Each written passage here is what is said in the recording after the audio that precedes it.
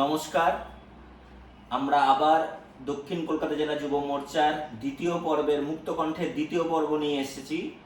আজকে আমাদের বিষয়বস্তু হলো ভারত তথা বাঙালি জীবনে রামের প্রভাব, রাম নবমীর প্রভাব এবং বর্তমান রাজ্যের যে রাজনৈতিক সমীকরণ চলছে সেখানে রামের প্রভাব কতটা সেটা নিয়ে আলোচনা করব। আমার সঙ্গে রয়েছে বিমল কুমার, যে দক্ষিণ কলকাতা জেলা যুব মোর্চার সহসভাপতি পদে নিযুক্ত রয়েছেন। আমার সঙ্গে রয়েছে প্রিয়াঙ্কা সিনহা, উনিও দক্ষিণ কলকাতা জেলা যুব মোর্চার বিধানসভায় কনভেনার হিসেবে রয়েছেন। আমার সঙ্গে রয়েছে অর্জুন গুপ্তা, ইনিও দক্ষিণ কলকাতা জেলার সোশ্যাল মিডিয়ার কো ইনচার্জ পদে নিযুক্ত রয়েছেন। আমি প্রথমেই প্রিয়াঙ্কাকে দিয়ে শুরু করব। প্রিয়াঙ্কা, তোমার কি মনে হয় রামনবমী কি, কেন, তোমার যদি একটু কিছু আলোচনা করতে পারো? দেখুন, রামনবমী আমরা কেন পালন করব এটা সবাইকেই জানা উচিত। রামনবমীটা হচ্ছে রাম ভগবান শ্রীরামের জন্মদিনটাকেই আমরা রামনবমী দিন হিসাবে পালন করে থাকি সচরাচর। এবং এই রামনবমী উৎসবটা চৈত্র মাসের নবম দিনে শুরু করা হয়। পৌরাণিক গ্রন্থ অনুসারে আমরা জানি যে ভগবান বিষ্ণু রামচন্দ্রের অবতার অযোধ্যার রাজা দশরথ এবং রানী কৌশল্যার পুত্র হিসাবে জন্মগ্রহণ করেছিলেন। শুধু আমরা এটা হয়তো আমরা জানা নেই যে পৌরাণিক গ্রন্থে নয়, প্রাচীন গ্রন্থে নয়, ভগবান শ্রীরামের কথা জৈন ধর্ম এবং বৌদ্ধ ধর্মেও উল্লেখ করা রয়েছে। এবং শুধু তাই নয়, আমার তো মনে হয় আমরা ছোট থেকেই মানে আমাদের ছোট থেকে শেখানো হতো, যখন আমরা কোনো অন্ধকার ঘরে থাকতাম তখন বলতো রাম নাম করো, তোমার সেই ভয়টা কেটে যাবে। মানে আমাদের ছোট থেকে এইভাবেই শেখানো হয়েছে বা আমরা এইভাবে বড় হয়েছি। তো রাম আমাদের ছোট থেকেই আমাদের জীবনের যে সামাজিক অবস্থা তার সঙ্গে বর্তমান থাকে বা জুড়ে আছে। আমি যদি পরবর্তী প্রশ্নে বিমলের কাছে যেতে চাই, তো বিমল, যদি রামকৃষ্ণ দেবের নামে রাম থাকে তাহলে রাম কি রামকৃষ্ণ দেবের আগে, মানে আমাদের সমাজ জীবনে কি রাম সত্যি অনেকদিন ধরেই জড়িত? একদম একদম আমাদের সমাজে রাম অনেকদিন ধরেই জড়িত। আপনি পশ্চিমবাংলার বিভিন্ন প্রান্তের দিকে যান, অনেক কটা গ্রামের নাম দেখবেন আপনি রাম নাম দিয়ে আরম্ভ আছে। আমাদের কলকাতার বুকেও অনেক জায়গার নাম দেখবেন রাম নাম দিয়েই আরম্ভ। তো রাম আমাদের জীবন সঙ্গে আমাদের পূর্বজের যিনি ছিলেন তাদের জীবন সঙ্গে সমাজের সঙ্গে যুক্ত বহু বছর ধরে আছে। আমি আসি প্রিয়াঙ্কার কাছে। আবার প্রিয়াঙ্কার যেহেতু একজন নারী শক্তি, প্রিয়াঙ্কা, তোমার এই অকাল বোধনটা কিরকম মনে হয়? মানে এই অকাল বোধন যে কে করেছিল, কেন করেছিল, তুমি একটু যদি বলো। এই অকাল বোধন ভগবান শ্রীরামই করেছিলেন। আমরা যারা বাঙালি রয়েছি বা হিন্দুরা রয়েছি তারা খুব ভালো মতোই এটা আমরা জানি। এবং তার সাথে সাথে আমাদের এটা জানা দরকার যে ভগবান শ্রীরাম কেন এসেছিলেন পৃথিবীতে। ভগবান শ্রীরাম এই যে রামনবমী যে উৎসবটা, ওই উৎসবের মাধ্যমে মেনলি ভালো যে শক্তিটাকে, ভালো শক্তির শুভ শক্তির সূচনা করা, মন্দ শক্তির বিনাশ করে, তাই জন্যই এই অকাল বোধনটা করা হয়েছিল। এবং আমরা এরকমও তথ্য পাই পুরাণে, যে পুরাণ নয়, আমাদের কিছু ঐতিহাসিক গ্রন্থ থেকে, যেমন মা শারদার যিনি বাবা ছিলেন তিনি একদম রাম ভক্ত ছিলেন, মানে এটাও আমরা শুনে আসছি। আমি अर्जुन কাছে যাব। अर्जुन, हमारे बंगाल के पॉलिटिक्स में या आप मान लो कि हमारे बीजेपी के जो नए विचार है उसमें हिंदुत्व, राम, ये सब आते हैं। और सिर्फ हिंदुत्व, ये सिर्फ राम नहीं या हिंदुत्व के बारे में बात नहीं, कि हम लोगों के जो पॉलिटिक्स का नेचर है या हम लोग जैसे आगे जाते हैं for the near future, for a good democracy, तो इसमें राम या हिंदुत्व का क्या महत्व है? देखिए, सबसे पहले आपको राम राम एक ऐसा सब्जेक्ट है ना जो है सो 2-4 मिनट में या 20-30 मिनट में या 1-2 घंटा में डिफाइन ही नहीं किया जा सकता। राम एक ऐसा सब्जेक्ट है, और हम लोग मतलब एकदम भाग्यशाली है कि हम लोग बीजेपी से है, और बीजेपी राम को लेकर के चलती है। बीजेपी राम को लेकर के चलती है, मतलब किसको लेकर के चलती है, पहले उसको सोचना पड़ेगा। देखिए, राम जो है वो आत्मा है, वो उसने पूरे ब्रह्मांड को रचा है। वो मानव रूप में आए, 7000 साल पहले आए, जन्म लिए। रावण का वध करना था, लीलाएं करनी थी, इसलिए उनका मानव रूप में जन्म हुआ। लेकिन वो मानव मात्र नहीं है, वो आत्मा है। वो कण कण में विराजमान है, कण कण में विराजमान है। रोम रोम में राम बसे हैं, बोलते हैं ना, रोम रोम में राम बसे हैं। बीजेपी क्यों लेकर के चलती है? देखिए, हमारी जो सनातन संस्कृति है ना, उसमें एक बहुत बड़ा मतलब बात है, जो किसी भी पूरे विश्व में किसी भी धर्म, पंथ, समुदाय, संप्रदाय किसी में नहीं है।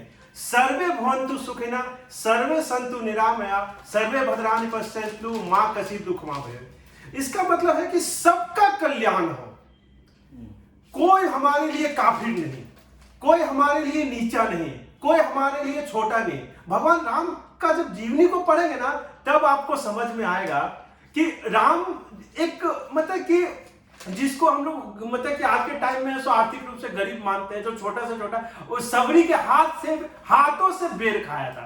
कौन खाया था? राम खाए थे। और राम कौन थे? अयोध्या के राजा थे। आज है सो मतलब कि आज के वर्तमान समय में कौन इतना अमीर है जो गाड़ी से उतर करके एक छोटा सा गरीब आदमी के हाथ से खाए के दिखाए? एक राम जो मतलब कैरेक्टर भी है ना, वो विशाल कैरेक्टर है। तो मतलब सनातन संस्कृति का जो एकदम मूल्य विचारधारा है, सर्वे भवन्तु सुखिनः, यानी कि सबका कल्याण हो। भगवान राम के माध्यम से हम बीजेपी लेकर के चलते हैं, और सबका कल्याण हो, इसीलिए तो बीजेपी स्थापित हुआ। बीजेपी का जो हम लोग का जो चिन्ह है कमल, कमल क्या है? राम भगवान का तो चरण है।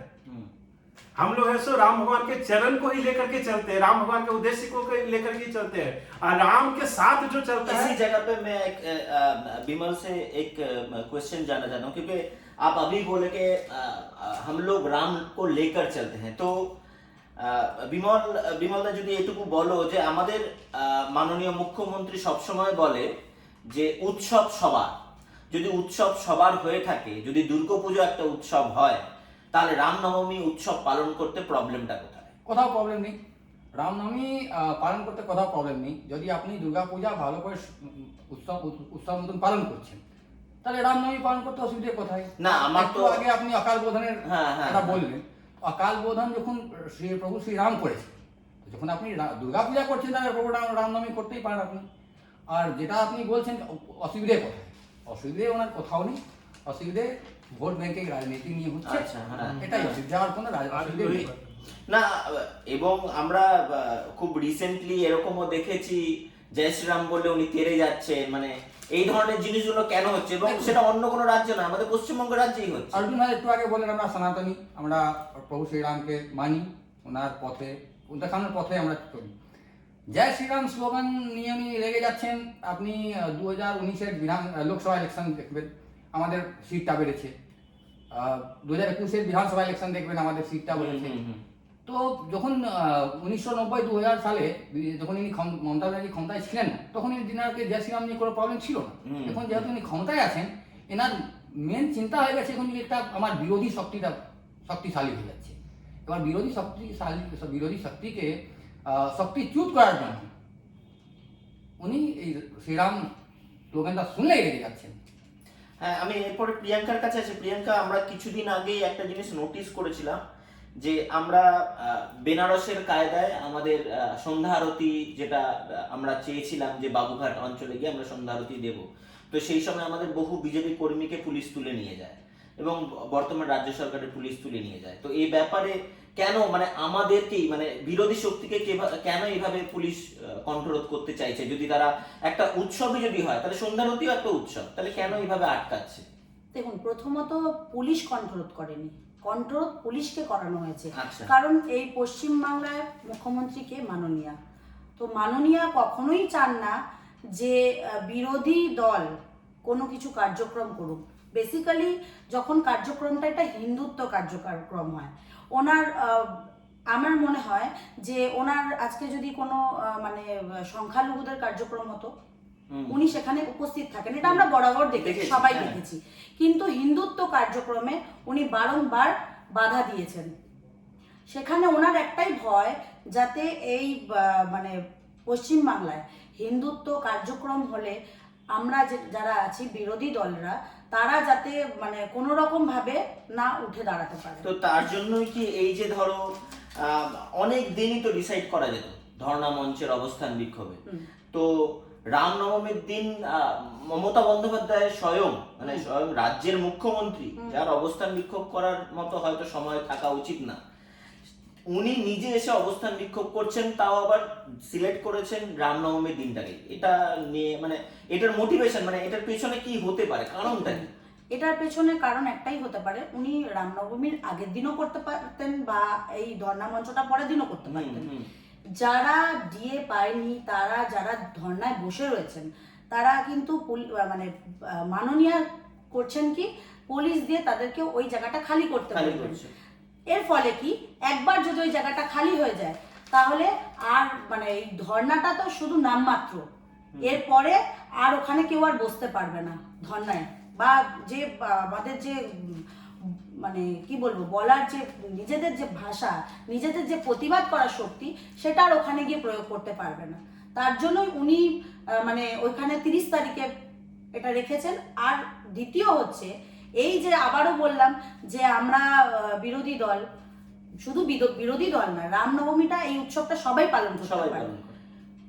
ওনার ভয় যে বিরোধী দলের লোকেরা এই রামনবমী উৎসবটা পালন করবেন, এবং তাতে পশ্চিমবাংলার মানুষ জানতে পারছেন যে রামনবমী কি, কেন আমরা পালন করব। বিজেপির চিন্তাধারাই হচ্ছে হিন্দুত্ববাদী। কেন বলছি যে আমরা যেটা জানি না, বা আমরা যেটা আমাদের পূর্বপুরুষেরা রামনবমী জিনিসটা করে এসেছে, মাহাত্ম্যটা, সেটা যাতে আমাদের পরবর্তী প্রজন্ম তারা যাতে এটা জানতে পারে যে রামনবমী কি, কেন আমরা পালন করব। এইটাই উনি চান না পশ্চিমবাংলায়। মানে উনি সেই সব জিনিসগুলো মুছে দিতে চান যেখানে একটা আমাদের সংস্কৃতি যেটা বয়ে আসছে, সেটা তো হিন্দুত্ব সংস্কৃতি। আমি একটু এগিয়ে দিচ্ছি কেন উনি 30 তারিখে করছেন। দেখুন 29 তারিখে ছাত্র যুব তৃণমূলের কোনো একটা সমাবেশ আছে, ঠিক আছে, আর 29 তারিখে ওনাদের পার্টির কোনো মন্ত্রী মশাইকে ইডি ডাক পাঠিয়েছে দিল্লি। আচ্ছা, ঠিক আছে। এবার উনি যদি 30 তারিখ এখানে থাকেন, আর রামনবমী কোনো সমাবেশ মানে কোনো অনুষ্ঠানে যেতে হতে পারে, উনি 30 তারিখ এই জন্য রেখেছেন, একটা বিশেষ সম্প্রদায়কে উনি একটা বার্তা দিতে চাইছেন।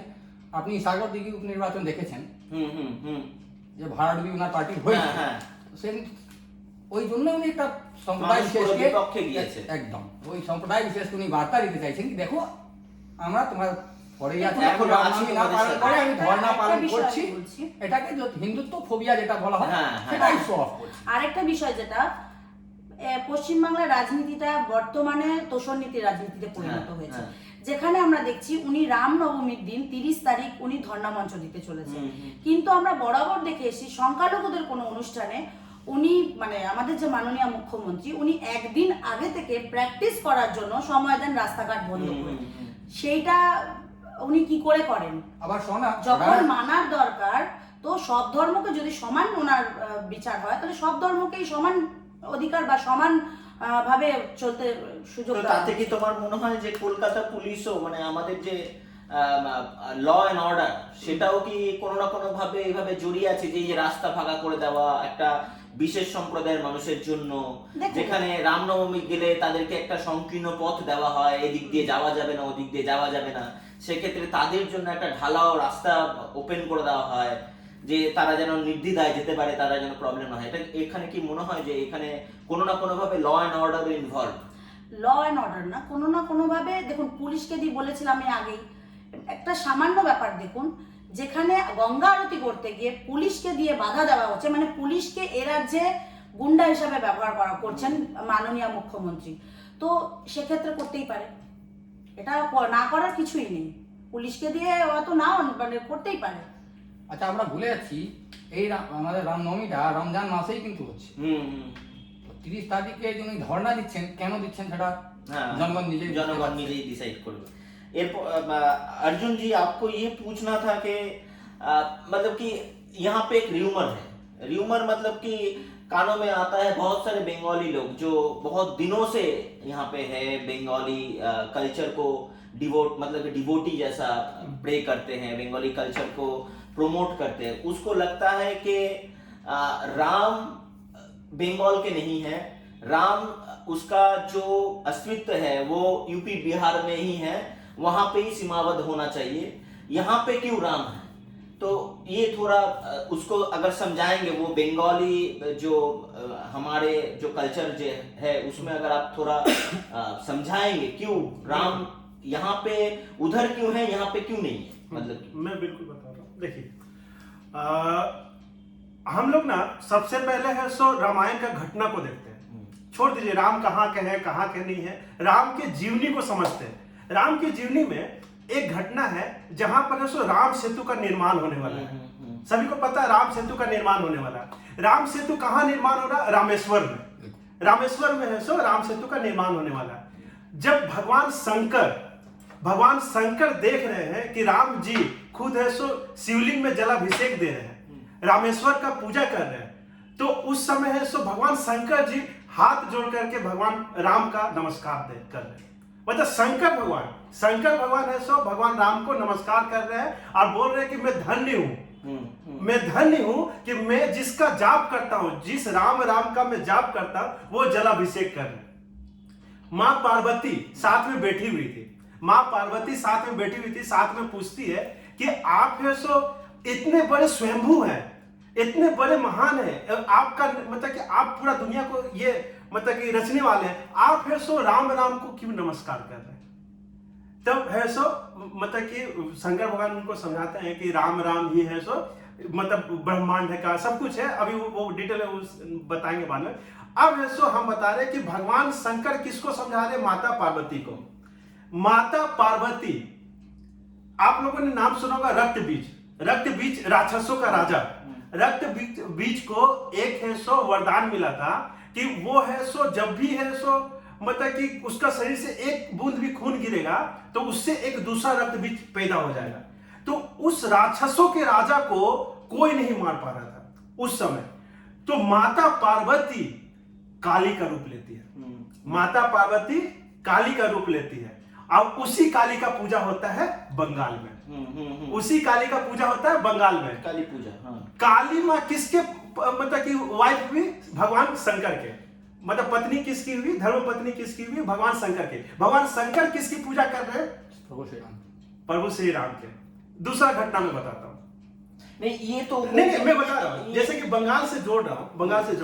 बंगाल से क्या क्या जुड़ा हुआ है पहले वो तो बता दूं। जैसे काली है, एक दुर्गा। आप दुर्गा जी का सुनिए। जैसे कि हम लोग बोलते हैं ना कि दुर्गा पूजा बंगाल का सबसे बड़ा पूजा है, माँ दुर्गा का आशीर्वाद है। माँ दुर्गा का कहानी में बता रहा हूँ कि माँ दुर्गा जब महिषासुर को मतलब कि मारने के लिए, सब माँ दुर्गा है कौन? माँ दुर्गा माँ पार्वती का एक रूप है, ठीक है। जब तीनों शक्ति ब्रह्मा विष्णु महेश तीनों ने मिल करके है सो माँ दुर्गा का है सो निर्माण किया, क्यों? महिषासुर को मारने के लिए, ठीक है।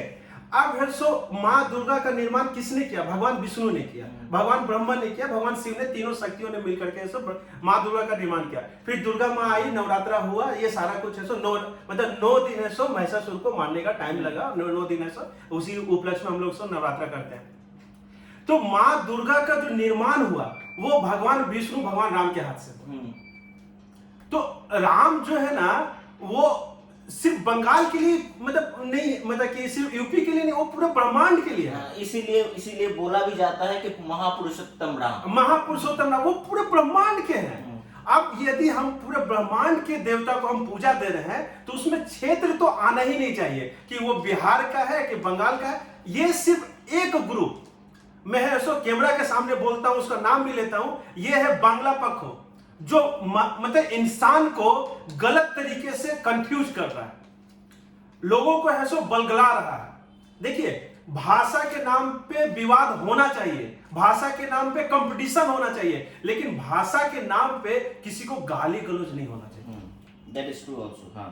तो हम देखिए, मैं बंगाल में हूं, मैं बंगाल संस्कृति, बांग्ला संस्कृति, बांग्ला के प्रति बहुत प्यार है, मतलब हद से ज्यादा प्यार है। लेकिन फिर भी मैं भी चाहता हूं कि यहाँ पर है सो यदि कोई हिंदी बोलता है तो उसको है सो गलत तरीके से, गलत नजर से ना देखा जाए, क्योंकि भारत में 70% लोग है सो हिंदी बोलते हैं। श्यामा प्रसाद मुखर्जी जो बीजेपी के फाउंडर है, उन्होंने भी बोला था कि बांग्ला हिंदी থেকে सर्वश्रेष्ठ, बांग्ला हिंदी থেকে सर्वश्रेष्ठ, किंतु हिंदी 70% लोग जो बोले তাই একে ন্যাশনালে রিপ্রেজেন্ট করা যায়। ঠিক তো আছে, এই সামনে তো আমাদের রামনবমী, তো প্রিয়াঙ্কা তুমি তো বিধানসভা কনভেনার, তো তোমাদের কি ফিউচার, মানে তোমার কি ফিউচার প্ল্যান রয়েছে এই রামনবমী উপলক্ষে? রামনবমী মানে আমাদের উপলক্ষে- দলীয় কার্যক্রম হিসেবে তুমি কিভাবে এটাকে এগিয়ে নিয়ে যাবে, বা তুমি অন্য কোনো সংগঠনের মাধ্যমে, দলীয় কার্যক্রম ছেড়ে যদি কোনো অন্য সংগঠনের মাধ্যমে তুমি এই রামনবমীর প্রচারটা কিভাবে করতে চাও?